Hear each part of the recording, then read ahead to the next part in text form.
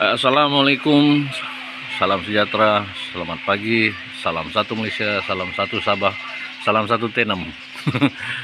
Baik, hari ini kita bercerita tentang gearbox auto Toyota Avanza. Oke, lama sudah tidak ke udara sebab dengan kekangan-kekangan masa dan tidak berapa sehat. Baik, hari ini kita akan bercerita tentang apa akan terjadi pada komponen gearbox sekiranya paras minyak gearbox kurang dari yang sepatutnya ataupun lambat di servis. Apa akan terjadi?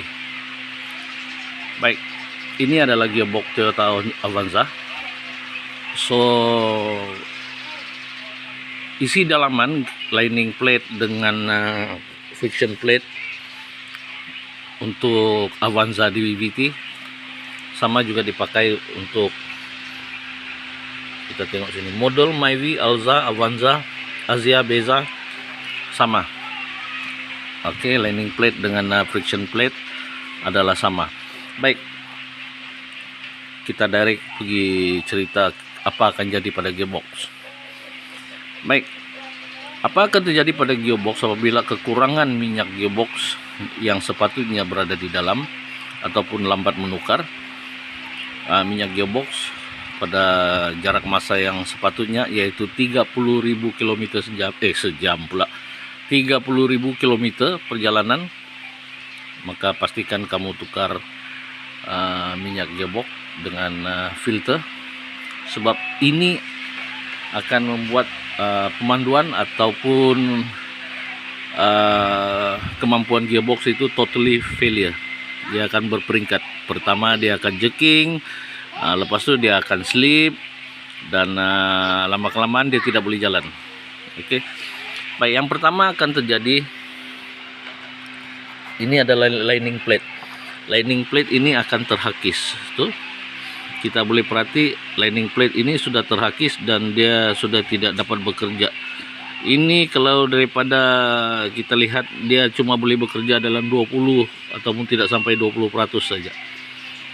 Baik, means dia akan sliding. Kita pernah, kalau kita biasa bawa kereta manual, lepas tu kalau kita masuk gear jalan, dalam masa yang sama enjin tu meraung tapi dia tidak bergerak laju, itu sliding.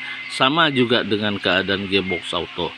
Baik, keadaan lining ini adalah sudah teruk berbanding dengan lining yang baru. Ini lining yang baru. Baik, kita bezakan. Oke, ini lining yang baru. Ini lining yang sudah hangus. Baik, dalam proses pembaikan itu adalah lebih baik kita tukar semua lining, tidak kepada satu-satu position gear saja yang kita tukar. Kita akan tukar semua lining ini. Dan kita boleh perhati juga lining yang ini pun sudah hangus, tinggal tunggu hancur. Dan ini sudah hancur. Kalau kita perhati sudah hancur. Oke, ini sudah hancur. So, kalau kita tengok daripada minyak gearbox yang kita turunkan, dia akan berwarna hitam dan ada seperti bubur-bubur pasir. So, itu adalah ekstrak daripada lining ini yang sudah hancur, turun ke oil sump tuh.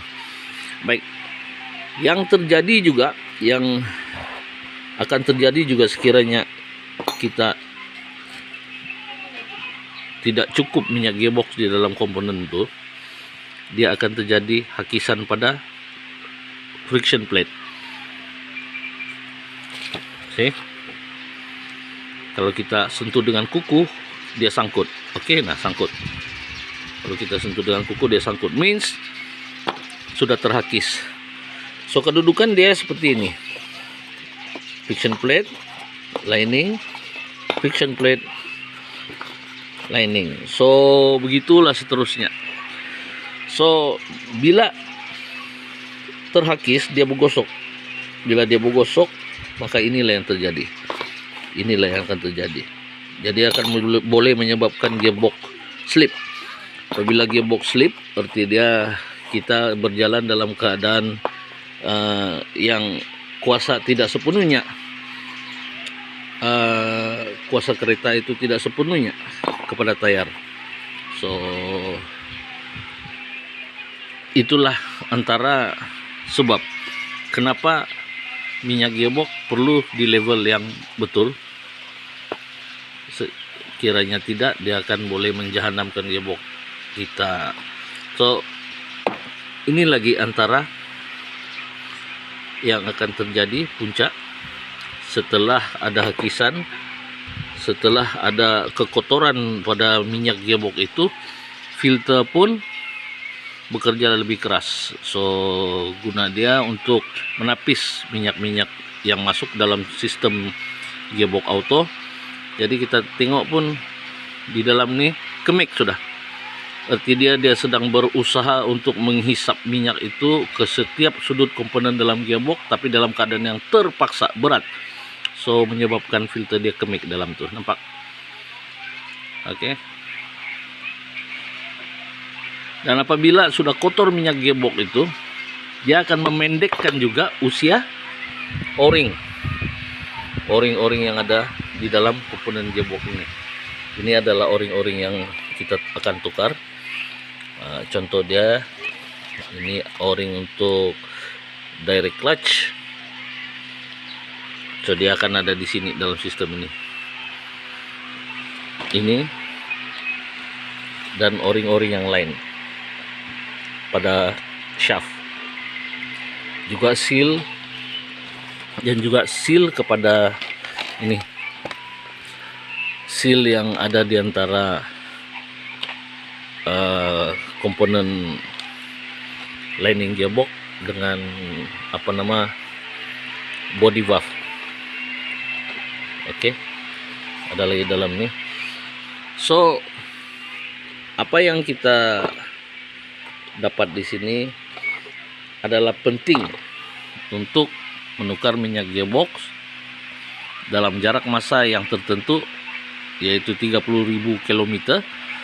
Sesampainya jarak pada 30.000 km, dinasihatkan tukarlah minyak gearbox, tukarlah filter dia sekali.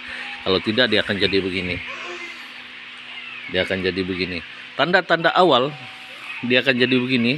Penukaran gearbox kita, penukaran daripada mungkin 1 ke 2, dia akan shift naik sampai ke 4. Kalau D4 dia menggunakan sampai 4, dia akan terasa sentap, dia akan terasa jerking. Dan bila kita masuk reverse pun dia akan kasar, tidak selembut seperti yang sedia kala.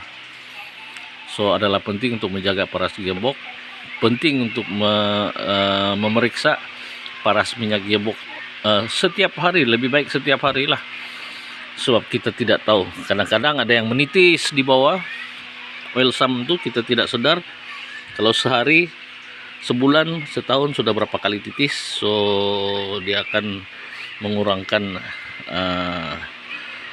minyak gearbox di dalam gearbox itu sendiri. So dia akan merosakkan semua komponen di situ.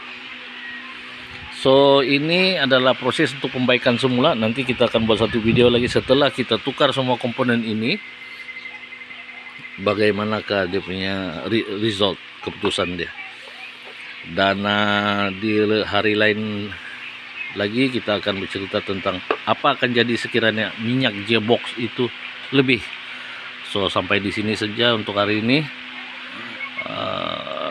Harap perkongsian ini dapat membantu, dan harap juga perkongsian ini dapat memberi sedikit ilmu tentang minyak gearbox, dan tentang gearbox, tentang filter, tentang lining, tentang friction plate. Baik, itu saja dari saya, Kitom Channel. Sehingga kita bersua pada hari yang lain.